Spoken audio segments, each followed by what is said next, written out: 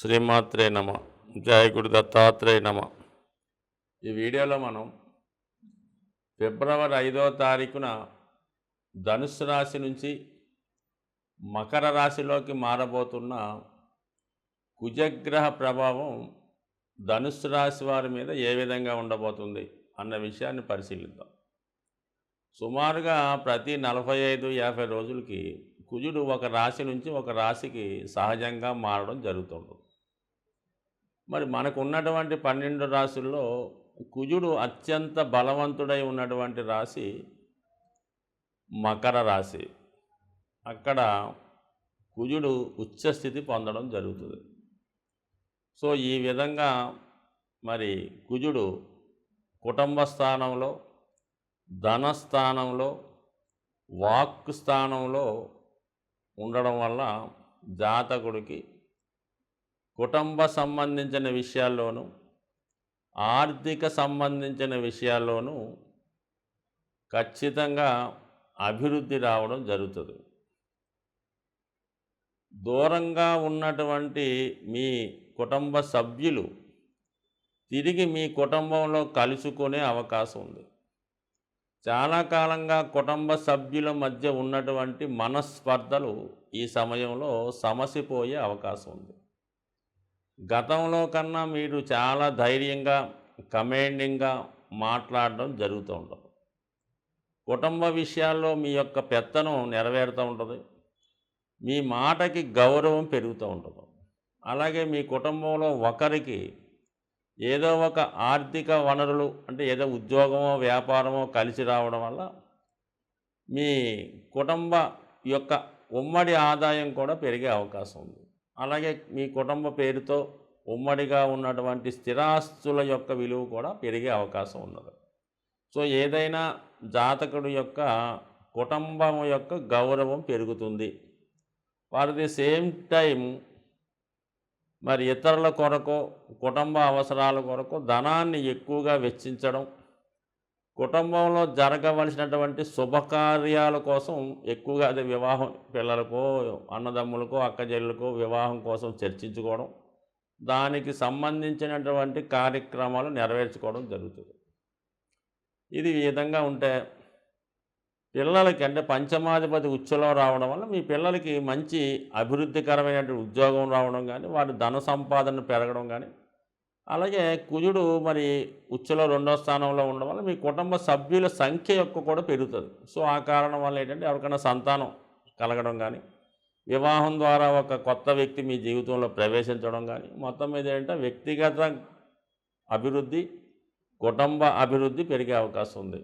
భూములు, స్థిరాస్తులు విలువ పెరగడం వల్ల సహజంగా మీ మార్కెట్లో ఉన్నటువంటి మీ వాల్యూ పెరుగుతూ ఉంటుంది. సో ఇది ఈ విధంగా అనుకూలంగా ఉంది. అయితే కుజుడు ఈ రాశిలో ప్రవేశించినప్పుడు, మకర రాశిలో ప్రవేశించినప్పుడు రాజకీయ రంగంలో కొన్ని అనుకోని మార్పులు రావడం జరుగుతుంటుంది. ఏదో ఒక అలజడి, ఏదో ఒక సమ్మె, ఏదో ఒక రాజకీయ ఇబ్బందులు, మార్పులు రావడం జరుగుతుంటుంది. ఇది రాజకీయ రంగంలో ఉన్న వాళ్ళకి వారి యొక్క పట్టు సాధించే అవకాశం ఉంది. అంటే వారు మరి రాజకీయ రంగంలో ఉన్నవాళ్ళు పొలిటికల్గా ఏదో ప్రాంతానికి ప్రాతినిధ్యం వహిస్తున్న వాళ్ళు యొక్క పార్టీ నుంచి వేరే పార్టీకి మారడం కానీ, లేదంటే వేరే పార్టీ వాళ్ళు మిమ్మల్ని ఆహ్వానించడం కానీ, లేదంటే మీకు మీ యొక్క నాయకునితో విభేదాలు రావడం కానీ జరిగే అవకాశం ఉంది. సో ఏదైనా చివరికి మీరు ఏది నిర్ణయించుకుంటే అదే జరుగుతుంది ఈ రాజకీయ రంగంలో ఉన్న వాళ్ళకి. సో ఏదైనా చివరికి మీ మాటే నెగ్గి మీరు కోరుకున్న విధంగా మీకు పదవో, ఏదైనా పోటీ చేసే అర్హత, ఏదన్నా ఒక పార్టీ టికెటో మీకు ఈ సమయంలో లభించే అవకాశం ఉంది. మీ వాక్చాతుర్యంతో అది 100% సాధిస్తారు, ఎదుటి వారి మీద డామినేట్ చేస్తూ. సో ఇది హ్యాపీగా ఉన్నది. కుజుడు మరి 5వ స్థానాన్ని వీక్షించడం వల్ల సంతానం యొక్క అభివృద్ధి ఖచ్చితంగా అనుకూలంగా ఉంటుంది. అలాగే 8వ స్థానాన్ని వీక్షించడం వల్ల, మరి ధనస్థానం నుంచి 8మంలో వీక్షించడం వల్ల ఆకస్మిక ధనలాభం కలిగే అవకాశం ఉంది.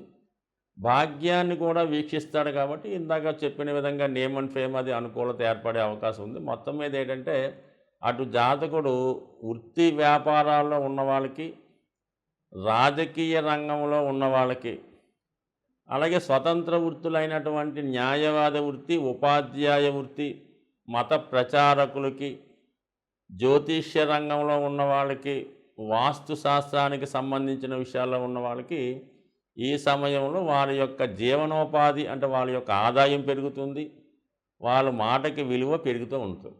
సో ఎవరి జన్మజాతకంలో అయినా వారు జన్మించినప్పుడు కుజుడు బలంగా ఉండడం అంటే స్వక్షేత్రంలో కానీ, మిత్రక్షేత్రంలో కానీ, ఉచ్చులో కానీ ఉన్నప్పుడు వాడు ఎంత సాధారణ స్థితిలో పుట్టినా కూడా అత్యున్నతమైనటువంటి స్థానంకి వెళ్ళడం జరుగుతూ ఉంటుంది. రవి బలంగా ఉంటే పుట్టడమే ఉన్నత స్థాయి కుటుంబంలో జన్మిస్తూ ఉంటారు. కుజుడు బలంగా ఉంటే సాధారణ కుటుంబంలో జన్మించి వాళ్ళు స్వయంకృష్తో జీవితంలో పైకి వెళ్తూ ఉంటారు. శని జాతకంలో బలంగా ఉంటే జీవిత చివరి భాగంలో అభివృద్ధిలోకి రావడం జరుగుతుంటుంది. సో కుజుడు మనకి యవ్వనకారకుడు అవటం వల్ల కుజుని యొక్క ప్రభావం జాతకుడి మీద కానీ, స్త్రీ మీద కానీ, పురుషుడి మీద కానీ 16 నుంచి 28 సంవత్సరాల మధ్యకాలంలోనే ఎక్కువ ఉంటుంది. కాబట్టి సోకాల్డ్గా మనం అందరూ కూడా భయపడే కుజదోషం కేవలం 28 సంవత్సరాల వరకు మాత్రమే జాతకుడి మీద ప్రభావం చూపిస్తుంది.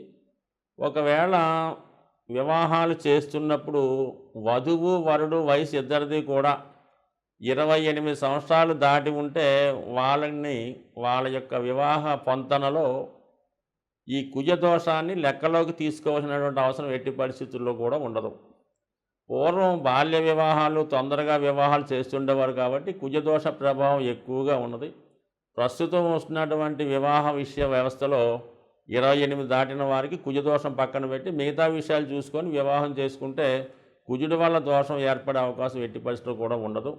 బట్ ఏదైనా కుజుడు నిరంతరం శుభ్రుగా ఉండాలంటే సుబ్రహ్మణ్య స్వామి ఆరాధన చేసుకోవడం, ప్రతి మంగళవారం నియమంగా ఉండడం, వీలైతే సుబ్రహ్మణ్య సంబంధించినటువంటి క్షేత్రాన్ని దర్శించడం, నాగుల చవితి, సుబ్రహ్మణ్య షష్ఠి అలాంటి పుణ్య తిథులు వచ్చినప్పుడు, పంచమి లాంటి తిథి, అలాగే మంగళవారాలు నియమంగా ఉండడం వల్ల అటు సంతాన విషయాలు, వివాహ విషయాలు కూడా ఎవరికైనా సరే అనుకూలంగా ఉండే అవకాశం ఉంది. సాధారణంగా గ్రహాల యొక్క శాంతి కొరకు పంచభూతాలు అంటే మనకి గాలి, నిప్పు, నీరు, వాయువు, ఆకాశం అనే 5 తత్వాలు ఉండడం జరిగింది. దీన్నే మనం ఈ పూజాధికారులు నిర్వహించేటప్పుడు పంచోపచార పూజ అని చేయడం జరుగుతూ ఉంటుంది. సో ఇందులో ముఖ్యంగా శని భగవానుడు యొక్క అనుగ్రహం కోసం మరి శని భగవానుడు వాయుతత్వ రాశి అవ్వటం వల్ల ధూపంతో పూజించడం వల్ల, అంటే మీకు సాధారణంగా శివాలయాల్లో కానీ అమ్మవార్లకు కానీ ఈ సాంబ్రాణి ధూపం ఎక్కువగా వేస్తూ ఉంటారు. సో అది సింపుల్గా అగరబత్తీలు వెలిగించడం. అంటే చాలామంది ఏం చేస్తారంటే పూర్తిగా పూజ చేయని వాళ్ళు వారంకోసారి మామూలుగా చేస్తుంటూ ప్రతిరోజు కూడా ఉభయ సంధ్యల్లో ఈ అగరబత్తి వెలిగించి పూజ చేస్తూ ఉంటారు. ఇంకా ఓపిక ఉన్నవాళ్ళు సాంబ్రాణి పొగ అది గృహం అంతా వేస్తూ ఉంటారు. ఎక్కువగా అమ్మవార్లకి, శివునికి, అలాగే ఈ సాంబ్రాణి పొగ వేయటం వల్ల కనీసం ప్రతిరోజు అగరబత్తి 2 పూట్ల భగవంతుని యొక్క ఆరాధించడం వల్ల మీకు కంపల్సరిగా ఈ నవగ్రహాల్లో శని భగవానుడి యొక్క అనుగ్రహం లభించడం జరుగుతూ ఉంటుంది. సో ఈ కారణం వల్ల ఒకటి, అలాగే ప్రతిరోజు కూడా ఈ గృహంలో నిరంతరం ఏదో భగవంతుని యొక్క నామస్మరణ మోగే విధంగా, అంటే గతంలో కొన్ని చిన్న చిన్న బాక్సులాగా ఉంటే ఏదో ఓం నమో నారాయణయో, ఓం శివాయ ఏదో చదువుతూ ఉంటాయి. సో అటువంటి కూడా గృహంలో ఉండడం వల్ల ఏంటంటే పాజిటివ్ ఎనర్జీ ఆ గృహంలో ఉండడం జరుగుతూ ఉంటుంది. కాబట్టి సాధ్యమైనంత వరకు శని భగవానుడి యొక్క అనుగ్రహం కావాలంటే ఆ గృహం చాలా పరిశుభ్రంగా ఉండాలి. అలాగే ఇరిగిపోయిన వస్తువులు, పనికిమాలిన వస్తువులు, అక్కర్లేని వస్తువులు ఇంట్లో ఉంచడం. అలాగే కొంతమందికి ఏంటంటే 10 జతల చెప్పులు ఉంటాయి, ఏదో కొత్తవి కొంటుంటారు, పాత ఏం చేసుకుంటారో. ఈ చెప్పుల జతలు ఎక్కువ అవడం వల్ల ఈ కొంతకాలంకి ఆ నెగిటివ్ ఎనర్జీ వాటి మీద వచ్చే అవకాశం ఉంటుంది. కాబట్టి సాధ్యమైనంత వరకు ఈ చెప్పులు అనేవి నిల్వ ఉంచకుండా ఎప్పటికప్పుడు దాన్ని అవసరం తీరిన తర్వాత బయటపడేయండి. ఏదో 1-2 చెప్పులు పెట్టుకోవడం అన్నది ఒక కొత్తమైన పద్ధతి. అలాగే ఇంట్లో వాడే చీపురు గట్ట దాన్ని కూడా మరి ఒక చోట కొంతమంది నిలువుగా పెడుతుంటారు అనమాట. అంటే కుచ్చు పైకి వచ్చేలా పెడుతుంటారు అనమాట. జ్యేష్ఠాదేవి చేతిలో ఆయుధంలాగా. ఎట్టి పరిస్థితుల్లో కూడా కుచ్చు అరిగిపోతే ఇంకోటి కొనుక్కుంటా ఏం పోయింది. అందువల్ల ఎప్పుడు కూడా అది నిలువుగా కరెక్ట్గా పెట్టాలి తప్ప కుచ్చు పైకి వచ్చే విధంగా మాత్రం ఎట్టి పరిస్థితుల్లో కూడా పెట్టలేదు. ఇవన్నీ కూడా అలక్ష్మికి కారణాలు అన్నమాట.